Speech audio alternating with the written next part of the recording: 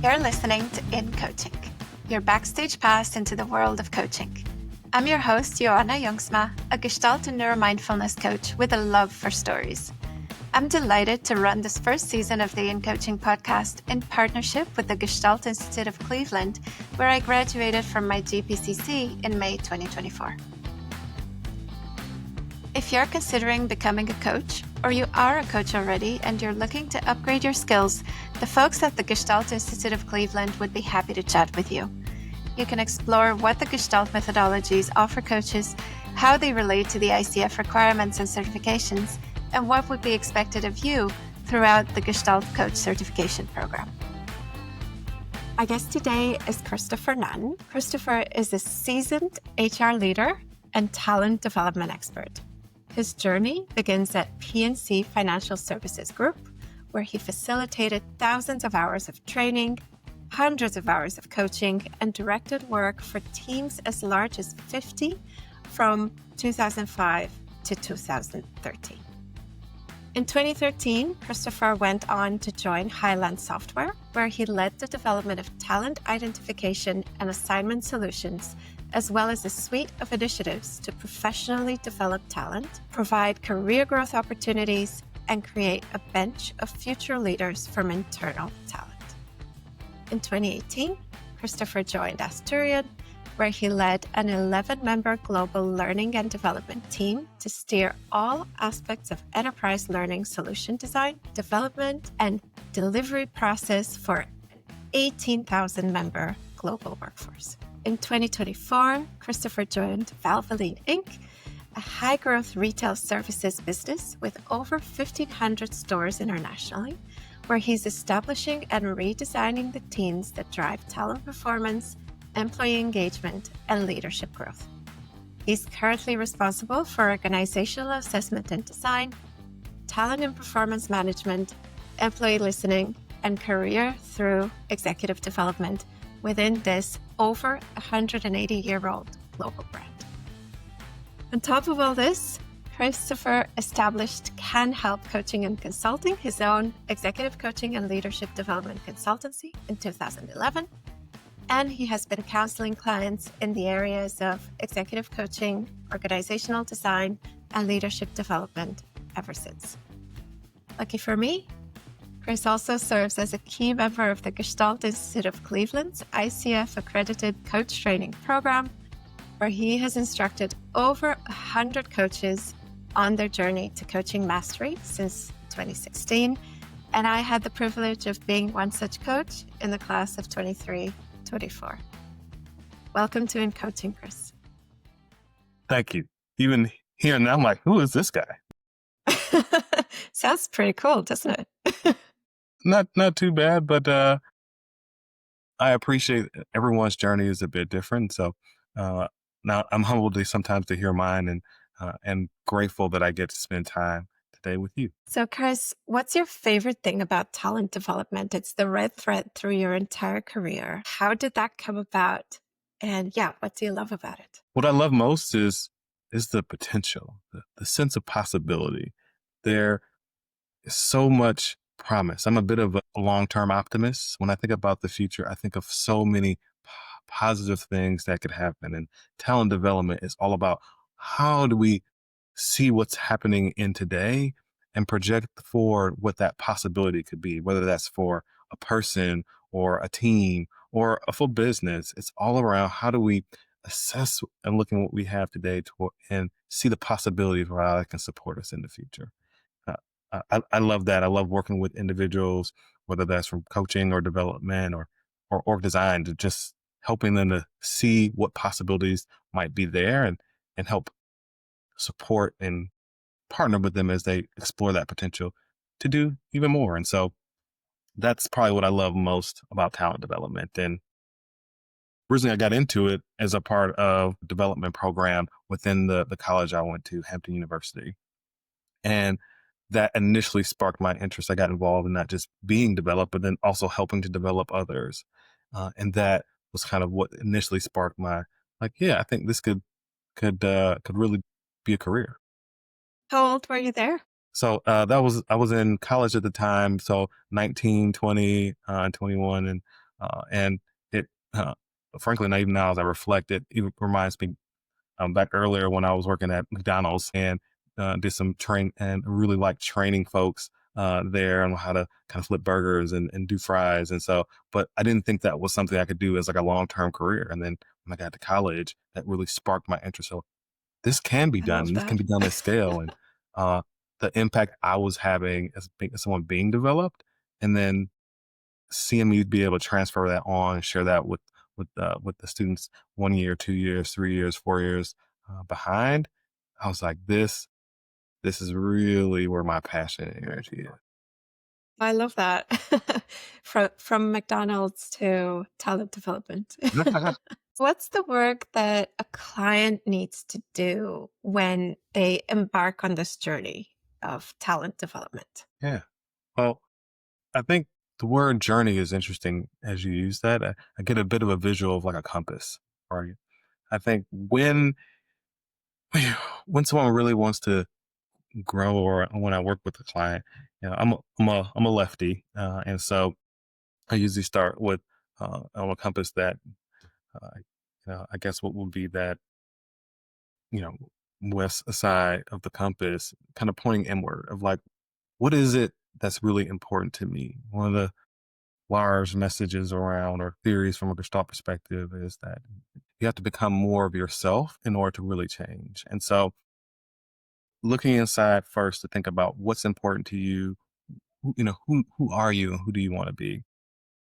And that kind of brings you to kind of like that north end of the compass of like, gotta look up, looking to the future. And that's where that all that possibility and potential starts showing up. Of like, where do you want to go? Right.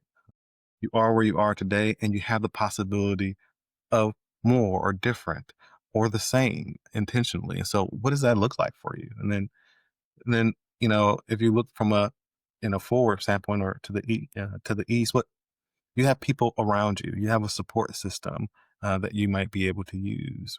And as a coach, I'm a part of that system that can help you work and grow. And from an organization and from a consulting perspective, I help you in that way. And so it is looking around at what people, systems, and support you can provide for yourself, and how can you access and engage them in a way that really supports what you need. And then to look south or look down to start of, even if all that potential is in front of you, what you can control is right in this moment. It is the present. And what might you want to do to take that first next step forward? What is that step, and what will that mean to you when you take it? And so when I think about working with clients in that way, I really encourage them to think about that, about who they are themselves, looking up to where they want to go, looking around them to see what support they can use, and what might be that first step we can take in this moment to support you in your development. And that to me is what's important when I'm working with. Hmm. I love this spatial orientation, also as a metaphor, because so often we can feel a little lost on a career journey. So then having those cardinal points to orient ourselves towards can really help us make the right step in the right direction. And I want to pick up on something that you said, which is one of my favorite things about Gestalt, this idea of changing by becoming more of who we are, this paradoxical theory of change, as we call it. Can you tell us a bit about that? Yeah. I think oftentimes when people want to change, they see where they want to go and they say that I want to be that different thing. And that's not different for myself. I've experienced that. Even when I originally came to Gestalt, I was like, I'm coming to Gestalt because I want to be a better coach. And they're going to teach me all the things that's Gestalt, and I'm going to be the Chris Gestalt coach when it's all said and done. Hmm. Sounds I good. recognize that narrative. Because I experience. It's like, oh, where are all the answers? And oftentimes we look for all the answers outside of us. And real change, authentic change, comes when we can individually fully embrace who we are and make the choices and decisions we are from that place. And so the paradoxical theory of change is all around, instead of trying to become something different. It is all about how do you become more of yourself intentionally. Coaching is based on a lot of that, at least effective coaching from my perspective. And so, much like my coaching reference, what I discover and what I think many people discover is that by becoming more of yourself and doing that and seeing yourself in intentionality is what helps you grow. And that's a lifelong journey. I'm still discovering more about who I am and having the patience and persistence uh, and grace and love for yourself to do that is critical, I think, to change. That brings me to this question around what does the coach need to do? What's the work of the coach who works in talent development, or maybe an HR person or a leader of someone who wants to have a coaching leadership style and support a team member to develop in the organization? What are some things that someone like that might have to do or to be to facilitate that growth? Bit to the message I was just sharing around being open to learning, right? When you read that by, I'm like, wow, I did all that. And the answer is there's still so much more for me to do. That attitude of there's always more you can do to grow and learn. And so it starts with admitting and acknowledging and having a desire to continue to grow and learn. And so that's kind of, so a kind of place I would start from a coaching perspective. And then it's a bit of a reminder as a coach that the work isn't really about you. Sometimes different than I would say consulting, and I've done some consulting work too, or do consulting work, and often in that case, it's about what problem are we trying to solve, what goal are we trying to get to, and what are the 10 things that we're going to do to get there. Here's the list, and here's the best practices, and I'm going to come in and share with you the one, two, threes of how you do that. And from a coaching perspective, it's not about the work itself. Work could be about anything. It's really about the relationship and the way in which you craft the space that allows you and the person that you're working with to learn and grow together. And so it's not really about the work, but it also does involve you bringing yourself in to support the work and build the relationship necessary to partner with the person you're working with on their journey because it's their journey. What are some qualities of this relationship that are particularly conducive to the person's growth in talent development? Well, confidentiality, which I know comes up when people think about coaching, and that's a major attribute. How do you keep and maintain that level of confidentiality and trust? Many people don't really have spaces in which they can sometimes really be themselves or explore themselves fully without that level of judgment, and having the ability to create that trust that builds that confidence is is really critical and key. Relational nature of it as well is important. How we interact, how we connect, how I see you and allow you to see me and from a relationship perspective is is one of the things that I think distinguishes coaches, which is why some folks, as you work with them, they say, "Oh, I really want to work with this coach." It's because they've been able to create that confidentiality, that space, but also connect relationally, so that they know that somebody's not just observing them on their journey, but walking with them. Is there a chemical X that you have found particularly helpful in your career in talent development? Well, I've definitely been blessed from so much support and development. So even all of the success that I have had, and even the ability to continue to persist to grow has been because I've had lots of support and partnership from those in business, from my family, and so you know if there's always a bit of that in me around that. It's not just something I'm bringing to the table, but I'm really a collection of all those who have poured into me and supported me along the way. That said, when I think about like what is it that really does it for me, a lot of that is authenticity. Uh, And to be honest, I struggled with that a little bit earlier in my career around, okay, this is a bit to our earlier part of the conversation, right? Okay, this is what good looks like. I need to be this, right? I need to wear this. I need to have my hair cut like this. I need to say these words. I need to like this is what good looks like. I'm a consultant, so I have to say everything in threes. And so I went, it was all the things, that you're supposed to do. And I got really good at that. And what I realized is like, but is that me?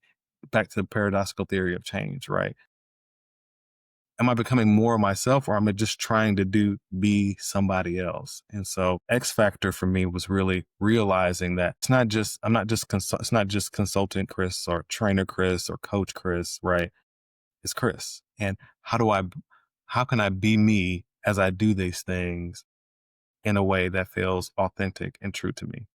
Where do I bring that in ways that help and honor the system that is?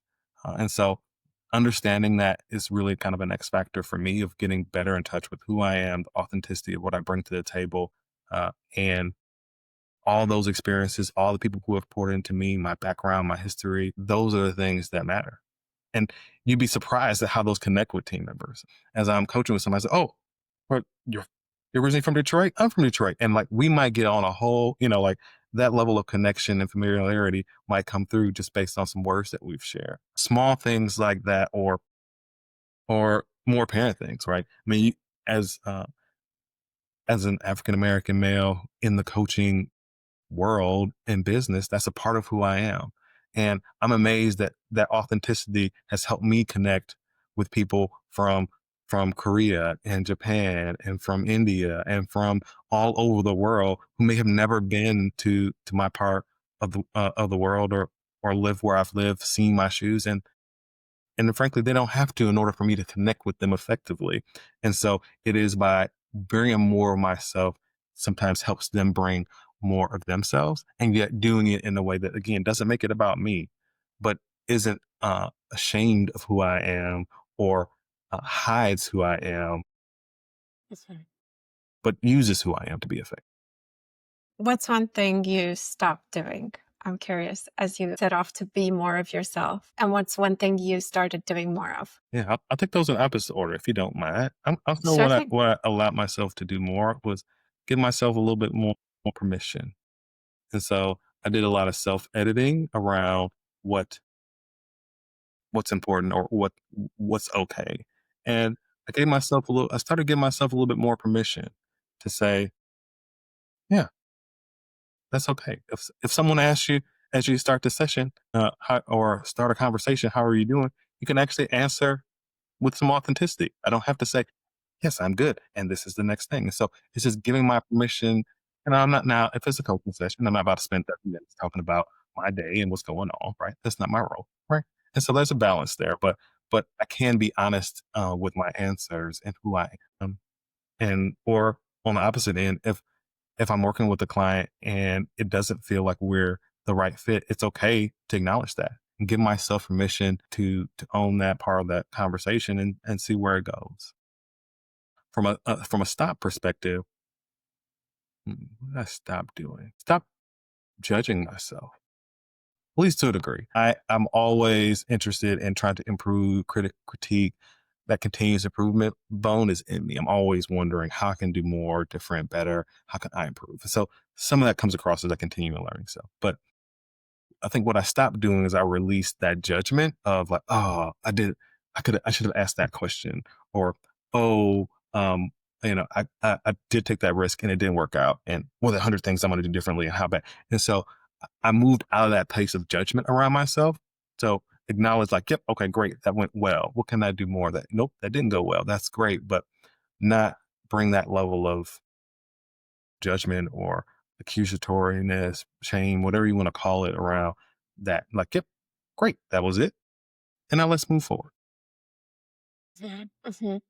I'm hearing a lot of like what's good, what's bad, what's okay, what's not okay. There's a theme there around what's the standard, maybe what's up to par and what isn't. And I hear it from a lot of clients as well. So it's interesting to hear from from a fellow coach too. Yeah, yeah. We can have a whole conversation around resistance and the shoulds and how and how that shapes who we are if we're not careful. And so, but uh, Yeah. It does. Yeah, it definitely does come up in some of the conversations. Mhm. Mm. I'm curious if you notice any trends in the traits or the challenges of your clients over the years. I do. I love looking at patterns to see what's going on and what shifts and changes. In particular, in the moment, I find a couple things. One, people are a little bit more particular, right? I think as different than probably 10 years ago, 15 years ago, definitely 20 years ago, as the world continues to get more and more connected, like there become more and more options for coaches and different ways to connect or different development solutions that you can take. And so I think people are becoming a little bit more particular on what they're looking for or what they like, as opposed to like, oh, this is a full process. And they're just kind of taking it as it is. It's more, they're more particular on what does that mean and how does that work? And so I find myself getting questions on the process and the information up front. And I think that's good to help folks educate them on what's important. From a theme standpoint, they're also coming in more informed. I'm less surprised now when people begin to mention, oh yes, and so the paradoxical theory of change or unit of work, or that they'll bring in cycle of experience, things that I would have never thought to bring in as a client to be like, hey, I wonder how this shows up. So not all of them have that exact language, but it is interesting how more informed they become today. When I think about topics, I think from a social standpoint, and no surprise there, I think, post pandemic and as people have moved more and more into the virtual space, there seems to be a little bit more challenge with that social interaction and the emotional intelligence, executive presence that shows up. And so, how do you interact? I'm curious around some of the patterns I've seen. I've got more and more team members, people I've coached, who are really trying to figure that out. Like, how do I connect in the right way? How do I build those connections in meaningful ways that I can use and for myself to grow, for influence, for just connection. That is a thing that I've seen, and even that separation where again it might have been more separate work versus personal that intermingles so much, and much of the coaching I do ends up peaking somewhere else outside of wherever it started. If it was around an executive coaching situation in which I'm working with somebody on, we'll end up talking about something related to their family and how that represents how things have shown up for them. And so uh, they end up using the skills back and forth. And so I guess that's probably another Mhm. connection I've seen as well. Yeah. What comes up for me is this expression, wherever you go, there you are, right? Do you think these trends are going to continue the same way? Do you expect to see any changes? What's your educated guess?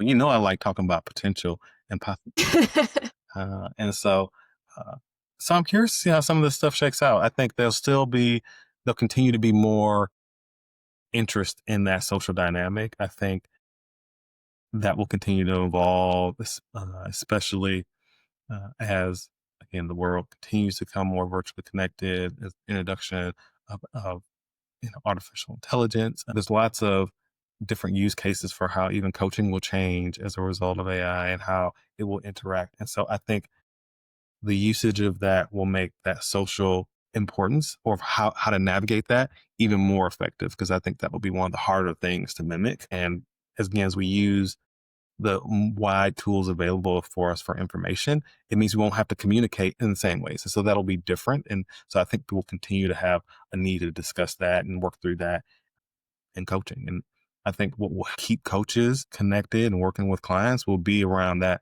relational connection. And so that will become even more important as as things move forward. So I think that will continue. I think there'll continue to be more people who get into and are interested in coaching. I mean, any of the research will tell you the numbers of coaches or people who consider themselves coaches has exploded. And I think that will continue for at least a little bit longer before it begins to kind of curb. I think they'll also continue to see mixing of how coaching, whether that's through AI or other technology or service groupings, will continue to meld in, and it'll look in the future probably a little less distinct than it does today, but I think it will still offer the same impact and value. I'm super curious about that. I've heard all sorts of perspectives on the future of coaching in relation to AI, from people being super excited and can't remember the numbers exactly, but coaching and therapy were the top two uses of AI today already. Obviously, with the limits that the instruments have at the moment, but it's clear that there's an interest in using the technology for that purpose. And I'm sure it will keep getting better. So, on the one hand, there's kind of that pull from the market. And on the other hand, there are perspectives from the coaching profession where people can say either that, no, there's always going to be a need for human coaches because it's not the same as with an AI. And I've also heard this perspective around the dangers of AI coaching because it sets expectations for interaction to go in a particular way, with AI having infinite capacity for mimicking empathy that a human does not have. So as a client, if you go in, you have that type of interaction, you come to expect that the same will come from your human interactions, and surprise when you go out into the world, it's not that way at all. So opinions are definitely very diverse at the moment.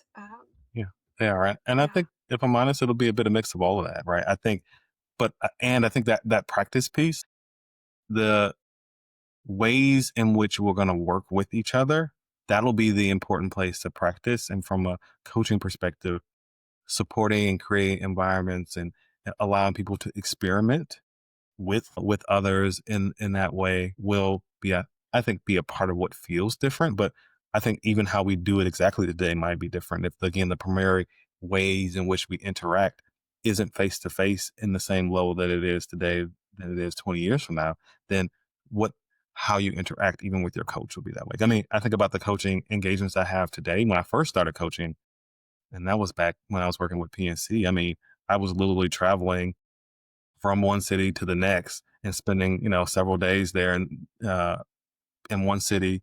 I remember I was going to spend, I spent 2 days in Columbus. I spent another 2 days in Pittsburgh, and then I would drive back and wrap up things in Cleveland, where I was at the time. And I was doing coaching at each of those locations because we want to do all the coaching in person, and that was, that had to be the way. I think about today, and 90% of my coaching is virtual. It's just it's a huge shift. And I absolutely still do stuff in person.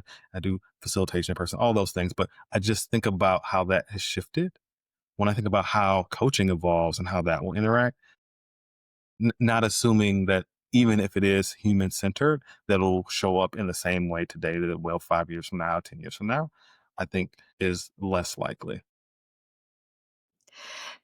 Speaking of shadow and light, is there a shadow side to talent development? So uh, uh, I think there's always balance. And I think anytime we over rotate in one direction, there's the risk of, the shadow side, or of missing something that's not quite coming to light.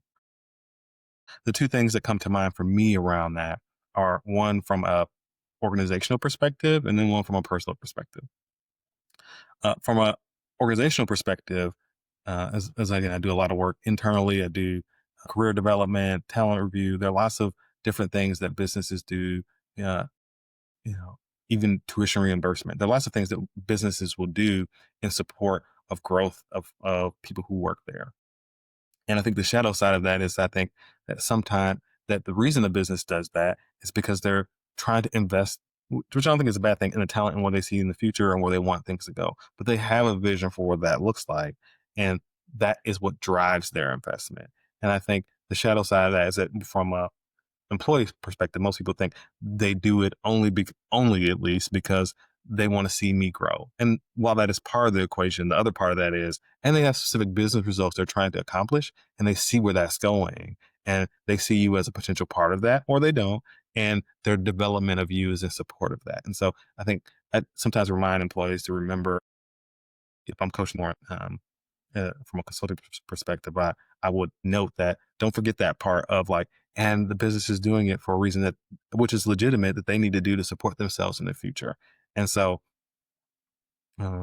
remember that as you're figuring out where you want to invest, and even how you make the case for what the development that you want to do. And that's probably how I would bring that back into the light. It's not that that's a bad thing as much as, so as you're asking for development of your leader, of the business, et cetera, remember, how does it also support where they're trying to go? It's not, just about you.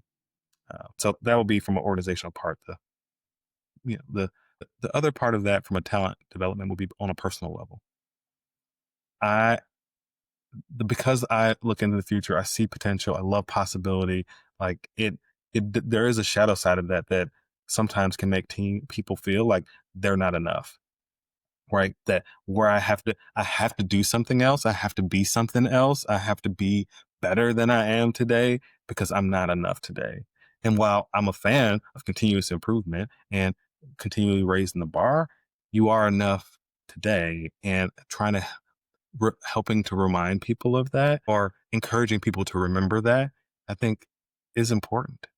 And it's easy to forget that sometimes, or even think that talent development means I have to be the next whatever. I have to be the next CEO, right? I have to be the next master podcaster.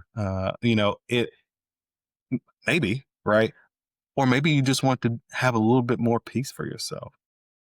Perhaps it's a little bit more margin so that you can enjoy what you're doing, right? It doesn't have to be this big, new, different thing from a talent development standpoint. And the shadow side to me is that I think we forget that and sometimes over rotate, and it results in people feeling like they're not enough or that they'll never be enough. So I have to keep learning. I have to keep growing because it's never enough. Like the learning itself maybe is never enough. What came up for me as I thought about this question was the fact that we can get caught up in this cycle of growth and learning, and it sounds good, and it can feel exciting to be on a continuous growth journey without ever stopping to assimilate what we've actually learned and integrating that new self every now and then. So it's something that I recognize as a pattern in me. If I'm always new at something, if I'm always learning something, that I never have to live up to particular expectations of actually being good at that thing. So I'm great at starting new things, at getting into new projects. But when it comes to being there for a little while, I tend to get anxious. So talent development, just the phrase itself, brings up a lot of energy for me because it's from this kind of drive towards the potential, but I never want to reach the destination. So that's a shadow that I recognize in myself. How how do you help yourself as you discover that, as you realize that? Well, I mean, after years of therapy, I'm Yep, yep. able to talk to this part of me and to make a little bit of fun of it. So I can be a little bit humoristic about it, and then the anxiety subsides. So then I can say, okay, come on, we've got this. That's my way around it. But it was not so fun along the way. I have to say that. Yeah, right now I can afford to joke about it a little bit. What about you, Chris? What are you working on, learning? What's a challenge for you these days, or a learning edge? For me, a learning edge is really around, if you will, or margins, a bit from a previous comment. There's so much happening in the world, and while I don't always necessarily wear my heart on the outside, it is swelling on the inside. And so there, and there's sometimes there's only so much you can do in the moment. And so part of uh, how that applies is when I'm working with clients, the level of energy and emotion sometimes can get huge, and or the topics they're talking about is huge. And the learning edge I'm working on is how do I balance that to be there and continue to be present in the ways they need to, without over triggering myself or wanting to take a 45-minute call and now they want to talk for an hour and a half, and my heart is still there, the work is still progressing, and you know, and my son's outside the door. I want to spend a little time with his father. So the learning edge is how do I create the right boundaries for myself that feel natural and authentic, honor who I'm with, and then yet create the right boundaries so that I can, be myself authentically and prioritize the things that are important to me. And so So that's one of the things I'm working on is how do I do that with the clients that I work with? How do I do that in individual conversations so that that confidentiality, that integrity in the way in which we work allows us to to do the work that is intended and yet not lose myself in it. And that's become harder as again the world has continued to shift and evolve, and the divisiveness that I often feel, or even gets expressed in some of the work that I do. So I also do a lot of inclusion related work around inclusion and diversity, et cetera. And so that can just be tough. So finding ways to create the right margins for myself, the right guardrails that allow me to do that, and then to replenish myself in ways that is healthy for me. I think a lot of coaches would recognize themselves in that.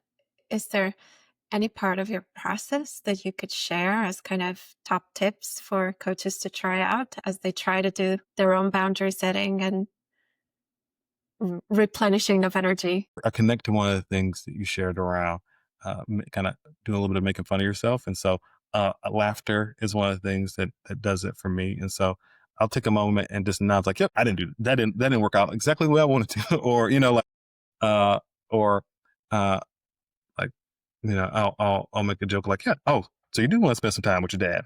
As I'm talking about something like, so like some of that sometimes sarcasm or just small, uh, you know, small acknowledgments, and take a moment to laugh at myself so that I can move past it. So I don't sit in a place of judgment. So I don't spiral on that. And also to acknowledge that, that it's baby steps, for lack of a better phrase. It is, I don't have to be perfect doing it. And I'm not going to all of a sudden be perfect at it, and that's okay, right? It's just taking the small step of acknowledging it, use a little humor so that I can address it and then move forward. That's something that's helped for me to kind of deal with it in the moment. And for the renewal, it is remembering the who and why. Like, I do this because I feel committed to helping to connect and cultivate others, the ability to help them see and connect one piece to another, to grow in the ways they want to.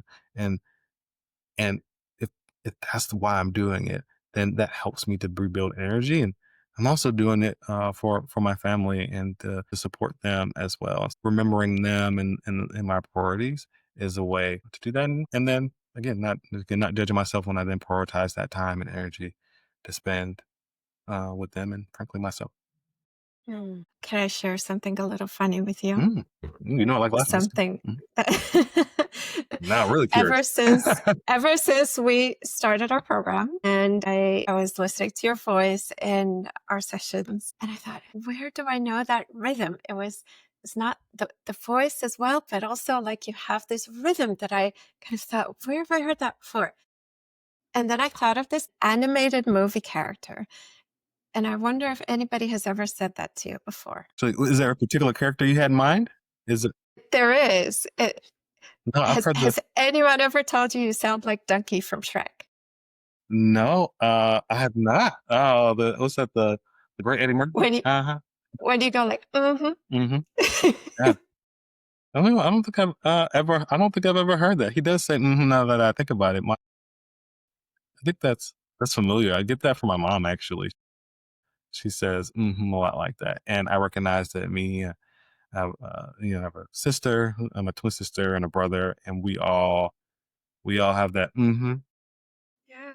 Like a way to punctuate a moment or thought. Oh, and it does punctuate, many things for me. It allows me, that's sometimes my receiving mechanism. Uh, Mhm. and sometimes that's the receiving of others. And sometimes it's just the receiving of myself of like, yep, what I said does feel like what I intend to say.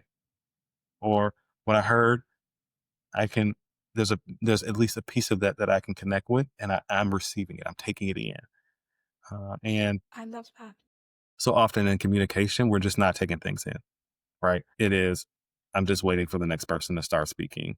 I'm a coach. I'm just waiting for my next question so I can get you to say the right answer, as opposed to just taking a moment to do that active listening, if you will, of just, what are you saying?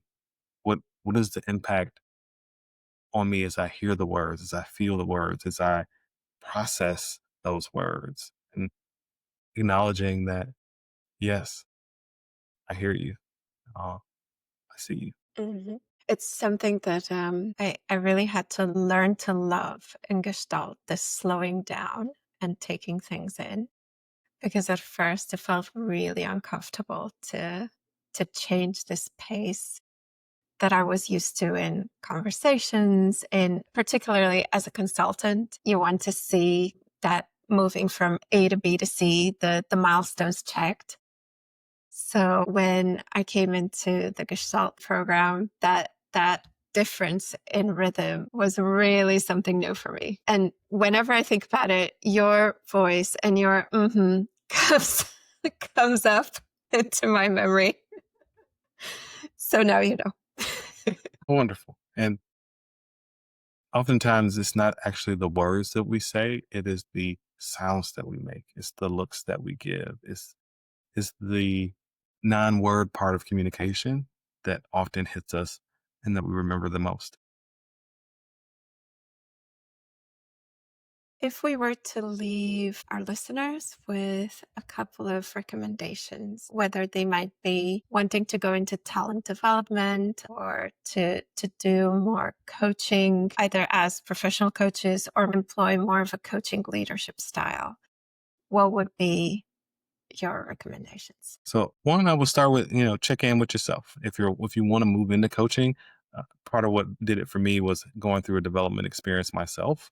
And so, you know, taking a moment to just check in with yourself on what's important is always the best starting place for whatever journey that you want to take. And so taking time to practice or even think about or reflect on yourself is a good place to start. And then we'll start small with what you know. If you're interested in moving into coaching, your first role might not be to coach a CEO or coach a team of people, right? Spend some time with just in the immediate community you have, connecting and trying out and testing some of the skills and see how you can help. But you already have an area of expertise, great. Use that as a great connection point to start in and get some practice around coaching. And then if you're really serious, take the time to evaluate and then invest in a coaching program. Obviously, I'm a bit biased. The Gestalt Institute of Cleveland has an awesome coaching program, but they also have other development programs as well that are more around self discovery from an institute perspective. And so, but whether it's Gestalt or otherwise, I think taking the time to really spend in and commit that time to yourself solidifies the commitment that it is important to you. So if you're trying to do coaching specifically, that's what I recommend, taking a look, decide about what's important to you, doing some self-assessment, starting to test out some of the interests that you have in the more immediate community, and then taking some serious time to invest so that you can pour into yourself because you're worth it. So coaching specifically, I'd say that. So just broadly, I'd say you are your best tool. And we say this in the coaching program, but you are the best tool for your clients. You are a unique individual who has specific things that you and only you can bring. And so remember that and try to hone yourself and support yourself as a tool that you can use to support others. And remember, as you work with others, it's their work. It's not, it's not your work, it is theirs. And so finding ways in which to support that keeps your client center as the focus uh, is kind of tips that I would is a tip that I think is easy to forget as we come in and we want to be the expert or the executor around that way. I know I have sometimes, and it's just remembering the work you can do is making yourself the best tool, and the work in front of you is is with the other, and how do you help partner so you can do that with them. If someone wanted to go into talent development specifically, would you recommend they learn a particular skill, or is there some knowledge acumen they should have? What makes the difference between this type of coach and, say, a life coach or an executive coach, for example? Yeah. Well, from some of the other areas that you're discussing, while I've done and have and can do some coaching in some of the other areas as well, the talent development really brings the edge of the organization.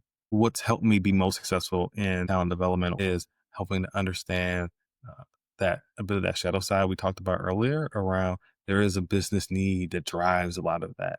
And the unique position that you are in as a coach in this way is that you may have the understanding and perspective of what that larger need is. And in the moment as you work with the client, it is all about what their needs are, which sometimes align directly to what that looks like. Sometimes they don't. And so I think what helps distinguish a coach here is the ability to understand all that and yet be able to focus in this moment with the client to help them drive that, and then help to see the connections of uh, how that eventually serves not only themselves but the business as well. And all the work I've done around talent development, there is always a kind of opportunity to increase the outcome for both the individual and the business. Now that may look different, and the results may be different than what either business or the individual is thinking up front. But the ability to help see that path, navigate with people through from a confidentiality standpoint, which is kind of uber tough in environments where you're supporting talent development, sometimes even more so than in other groupings. Um, it's uh, it's again just a really important to be able to understand that path, and to be able to, as you're working with the client, to understand that and yet hold that in its appropriate place as you coach.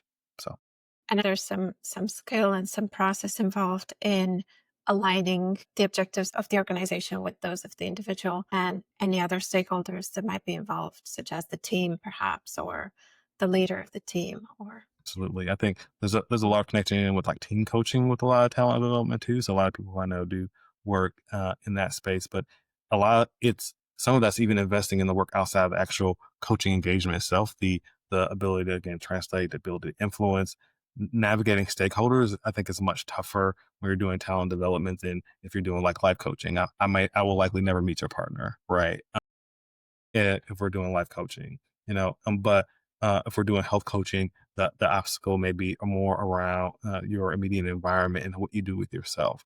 When you're doing talent development, there's almost always a business involved, and if they're not, it's the business you're trying to work or business you're trying to do. And so, how you navigate those stakeholders, and then keep the process confidential and driving towards uh, you know driving towards what supports the client as well, can be tough. And so working on that influence and developing that skill set of partnering, structuring the relationship, and the transparency and the contracting as a coach is particularly important when you're doing this work. And so those are some additional like leaning areas around again, contracting, influence, stakeholder management. These are all things that, along with understanding the kind of business and the possibilities of how that ties in, can help aid you as somebody who's supporting as a coach.